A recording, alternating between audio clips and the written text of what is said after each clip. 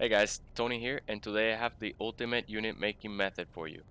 So, in order to start this method, you're gonna need 30 million units. I have a video on how to make that amount with using trade routes. But for trade routes, you'll also need 10 million units to get started. So I'll have a video uploaded shortly on how to make your first 10 million units. But assuming that you have 30 million units, you're ready to start this economy crashing method. All right. Besides the economy crashing method, I'm gonna show you tips and tricks on how to maximize your time and profits. So stay with me.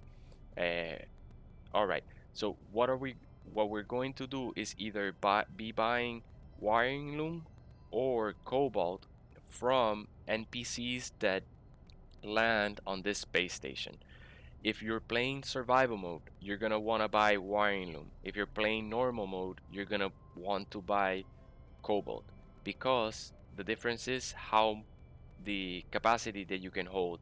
In survival mode, you can only hold 250 units of any element. Therefore, cobalt is not as appealing as wiring loom, which is way more expensive. But in normal mode, you can hold 9,999 units of cobalt in one single inventory space. Therefore, you can hold so much, excuse me, so much cobalt that it actually makes it more profitable to sell cobalt, to economy crash using cobalt. The other reason why we're using these two elements is because every single space station is guaranteed to sell and buy cobalt and wiring looms. They're always going to be available, so you can jump into any habited system and find a way to crash the economy. Okay, so now we're gonna have these NPCs land on our base. I mean on our space station, and what we're going to do is buy what would be 30 million units worth of wiring loom. So also notice the wiring loom is in low demand, meaning that it's being sold at a discount, at a 2.6% discount.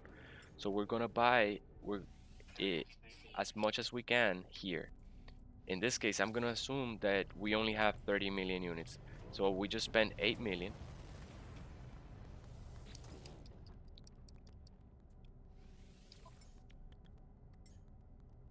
6 more million. Notice that us buying from the traders here doesn't affect the next trader's price. They're always going to be in that same price. If they're at a discount, all of them will sell it at a discount. All right, so that's 5 million more. They do have different capacities. So we need to buy from one more in order to make 30 million. I don't see anyone landing. So I'm just gonna assume that we started with a little bit less.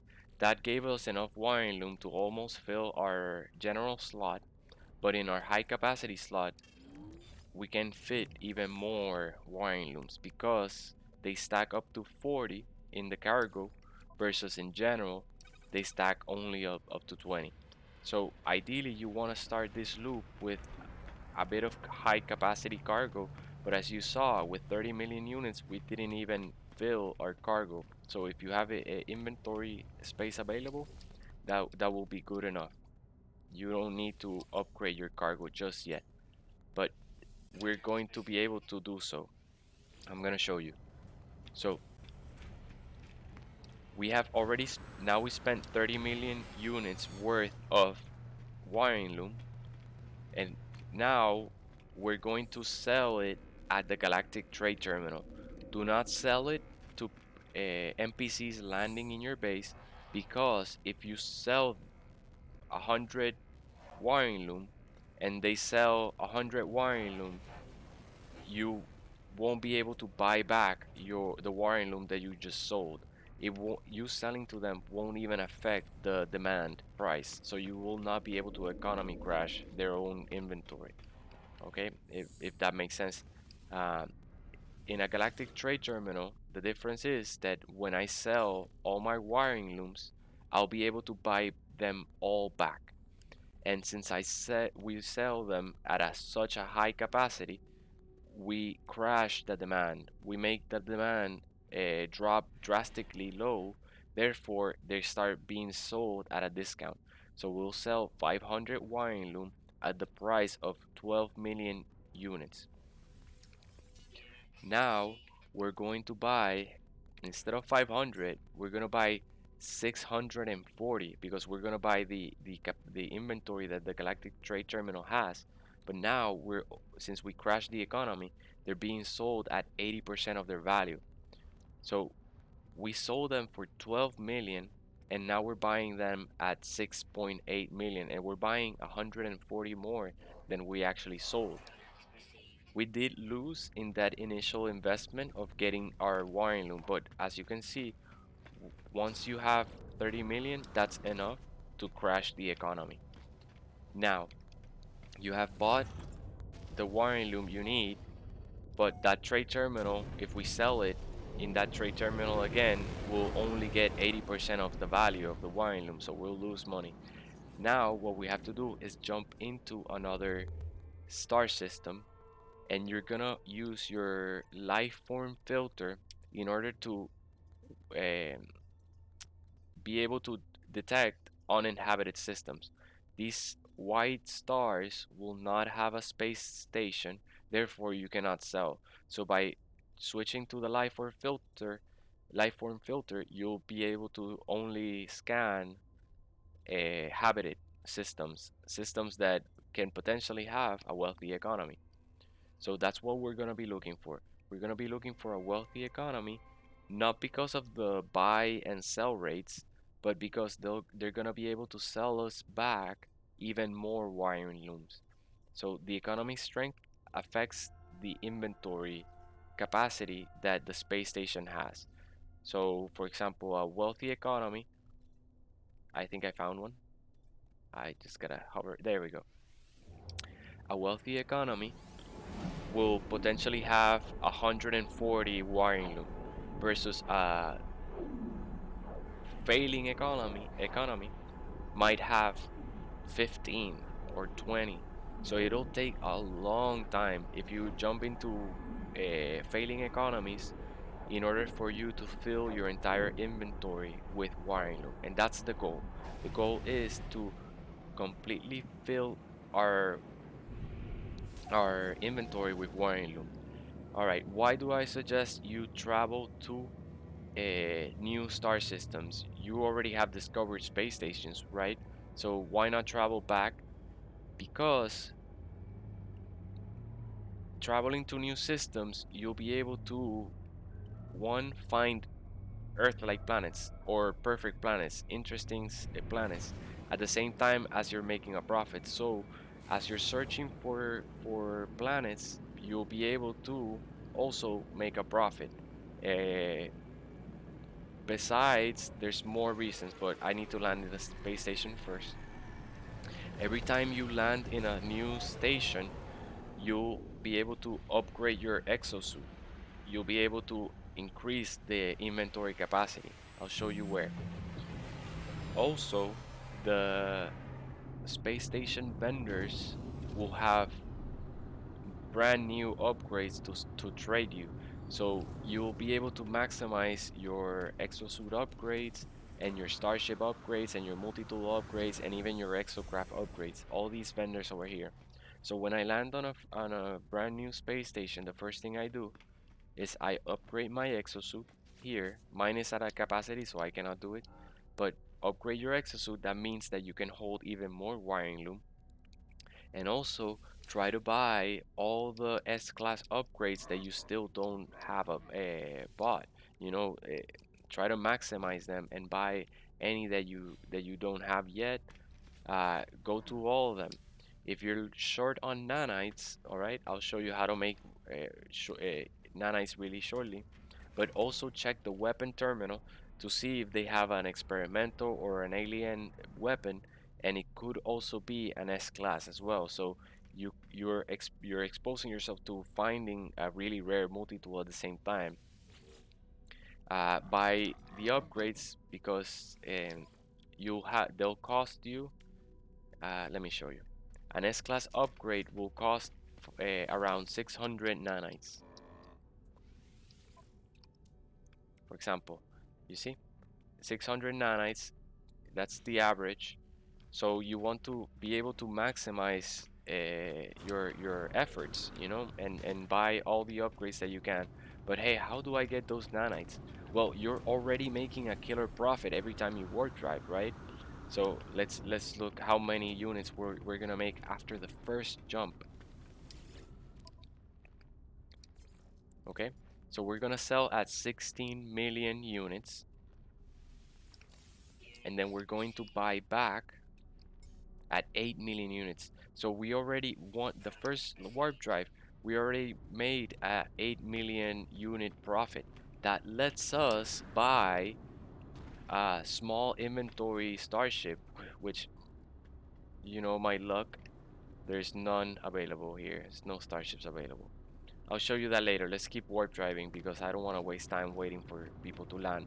But you should look out for explorers, shuttles, and small fighters because they will, if you find an A class or even an S class, they might be sold for as cheap as 1.5 million units. So you saw we just made 8 million units. Uh, so you buy the starship, you buy the starship, and then you scrap it on the space station, and what you get in return is potentially four A-class upgrades that you're not going to install on your ship. Instead, you're going to go to those vendors and sell the upgrades that you just scrapped to them, and you can make, well, each A-class upgrade will sell for 300 nanites, so two of them will already buy you one S-class upgrade. That's how you make your nanites, and it's all in this same berry loop. I didn't warp drive because I want to show you something else here in the galactic.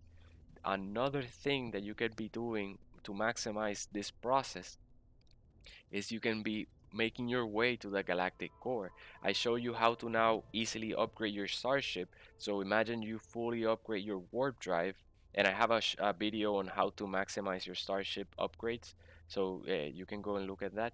But imagine you have a fully maxed out warp drive like this one.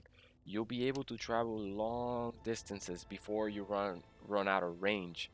So just look for the galactic center, which is that big light bulb over there, and then keep moving. Look, we found one of our bases randomly. I wasn't even looking for it. Keep looking until you run out of distance. It'll A red icon will show up and say you're out of range. There you go. You're out of jump range. So you just backtrack a little bit and then look for a wealthy system like this one.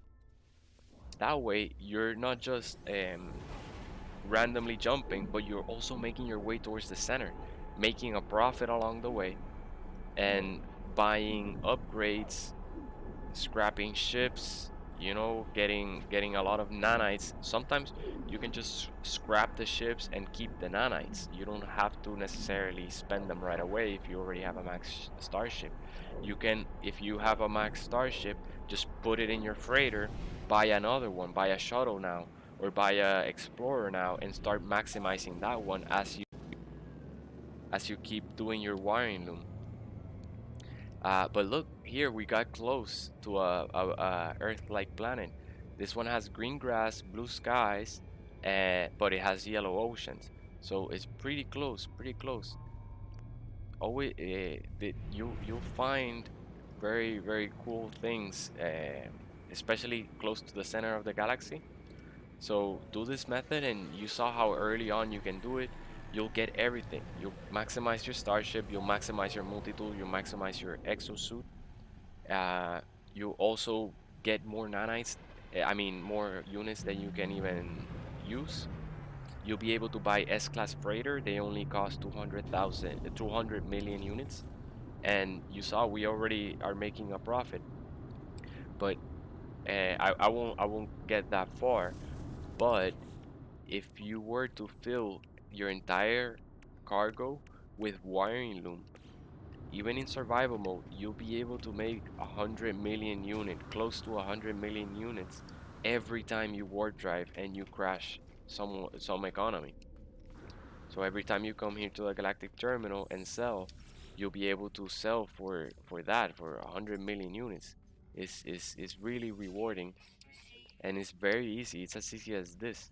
Look, it already is crashed. We buy it back, and now we made 10 million units in profit. The only thing is, since you're always buying more wiring loom than you sold, your inventory is naturally growing. Your wiring loom inventory is naturally growing and filling up. Now, say you're done. I want to take a break. I want to stop. Oh, let me show you the scrap if I get. But look, a B class, 1.4 million. Not bad. Sadly, there's no A class. I only scrap A or S class. Let's check this ones out. Also, you can look in a Corvax or a Corvax system because they have more likelihood of explorers and and shuttles. I don't think it affects the shuttles. Never mind. It doesn't affect the shuttles, but shuttles and explorers are the ones that you want to buy because they're the least expensive. Then you sell your upgrades to any of these vendors, and it'll make it so you get a ton of nanites, enough nanites for you to buy S-class upgrades. All right. Let me see. Okay, so now you're done. You want to take a break. But hey, you have so much wiring loom. You don't want to start this process all over again, right? So what you do is you either call in your freighter or you go back to your base. You can use your teleporter in the space station to go back to your base. And what I have is one storage container dedicated to wiring looms. It's been a while since I did the economy crash, so I've used up my freighter, I mean my storage container for other things, but I'll show you just so that you get the idea. Okay, I want to destroy that asteroid because it might glitch out once inside. It's kind of like inside my station.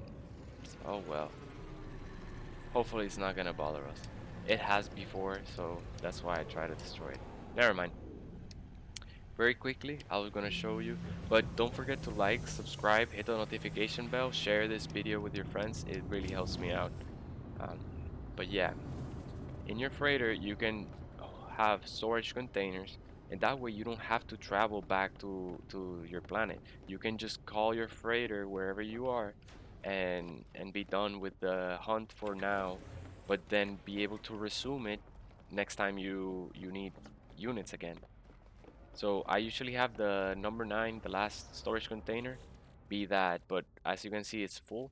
And I wanted to show you because here the inventory allows you to store 80 wiring looms instead of 40, where is your high capacity. So it's 4 times the capacity. And look, we were able to fit almost all the wiring loom, actually all the wiring loom, in just those few slots. So that way I'm ready back to resume, and where I left all my items. I'm not gonna go that way. I left all my items before I started the hunt inside one of my starships. So I have here you see this. Oh my god, I knew it. It was gonna mess. This is why you try not to summon the freighter inside an asteroid field. But either way, I stored my items inside the shuttle and some of them inside the Explorer. And that way I have a full inventory available for wiring looms. But yeah, that's all the tricks and tips and tricks I have for you. If you like this video, don't forget to like, subscribe, hit the notification bell, share it with your friends. It really helps me out. But this is Tony signing out. Have a good one, guys.